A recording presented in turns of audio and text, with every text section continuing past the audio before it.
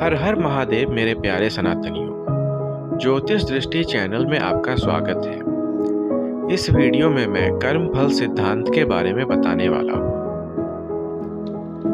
हमारे धर्म शास्त्रों में कर्म के 6 प्रकार बताए गए हैं। पहला है नित्य कर्म, जिसे दैनिक कर्म भी कहते हैं। नित्य कर्म या दैनिक कर्म वो कर्म होते हैं जो व्यक्ति द्वारा अपने दैनिक दिनचर्या में किए जाते हैं, जैसे सुबह उठना, शौच जाना, मुंह धोना, नहाना इत्यादि इत्यादि। दूसरा होता है नैमित्तिक कर्म, जिसे नियमशील कर्म भी कहा जाता है। नैमित्तिक कर्म या नियमशील कर्म वो कर्म होते हैं जो किसी नियमशील प्रक्रिया के तहत किए जाते हैं, जैसे अपने जीविका उपार्जन के लिए अपने कार्य क्षेत्र या दफ्तर पर जाना, या किसी विद्यार्थी द्वारा विद्यालय को जाना इत्यादि इत्यादि। तीसरा होता है काम्य कर्म। काम्य कर्म वो कर्म होते हैं जो किसी इच्छा या कामना की पूर्ति के लिए किए जाते हैं। चौथा होता है निष्काम्य कर्म। निष्काम्य कर्म वो कर्म होते हैं जो बिना किसी इच्छा या कामना को रखे हुए किया जाता है। पांचवा होता है संचित कर्म। संचित कर्म वो कर्म होते हैं जो एक लंबे समय में किए गए कर्मों का संचित रूप होता है। छठा होता है निषिद्ध कर्म। निषिद्ध कर्म वो कर्म होते हैं जिन्हें करना उचित नहीं माना गया है तथा करना पाप माना गया है।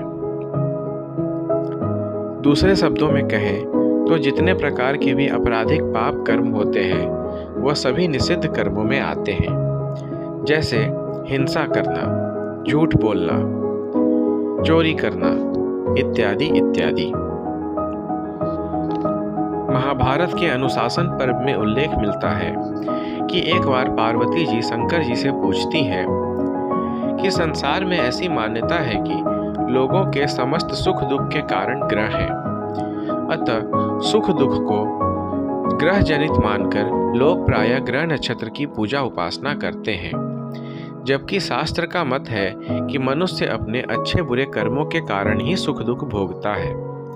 अतः इस संदर्भ में मेरा संदेह निवारण करें। इस पर शंकर जी कहते हैं, ग्रह नक्षत्र मनुष्य के शुभ अशुभ कर्म फल के निवेदक मात्र होते हैं।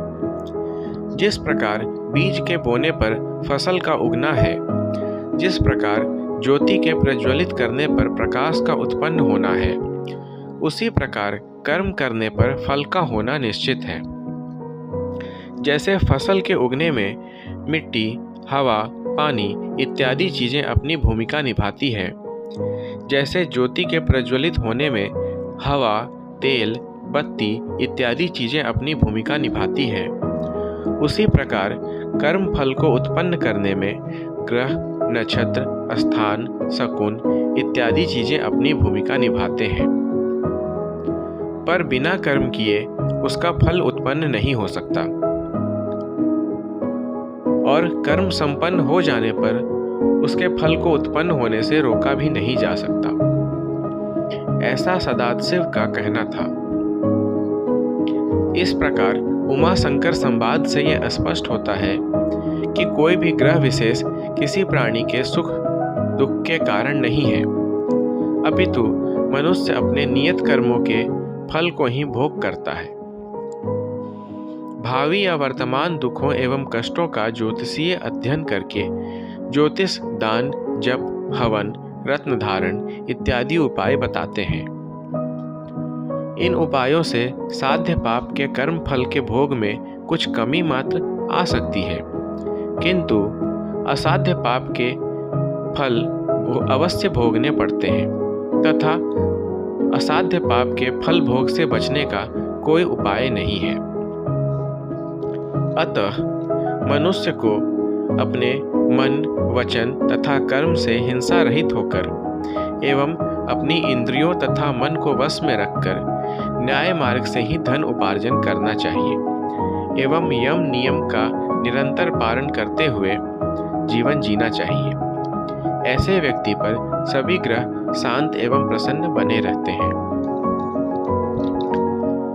श्रीमद् भगवद गीता के अध्याय नंबर 2 श्लोक संख्या 47 में भगवान श्री कृष्ण अर्जुन को समझाते हुए कहते हैं, कर्मण्येवाधिकारस्ते मा फलेषु कदाचन मा कर्मफल हेतुर्भुः मा ते संगोत्स अकर्मणि। इसका अर्थ होता है, मनुष्य का अधिकार सिर्फ अपने कर्म करने पर है। उस कर्म के फल परिणाम पर उसका अधिकार वश नहीं है।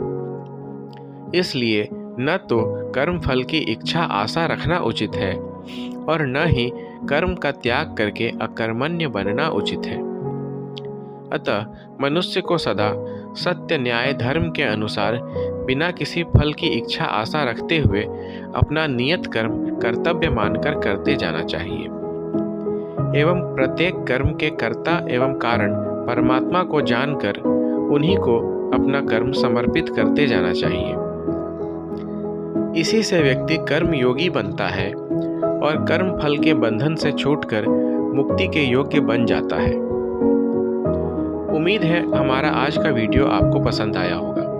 अगर पसंद आया है तो वीडियो को लाइक शेयर कमेंट और चैनल को सब्सक्राइब कर दीजिएगा और उस बेल के आइकन को दबा दीजिएगा, जिससे आगे आने वाली वीडियो की नोटिफिकेशन आपको मिल सके। हर हर महादेव।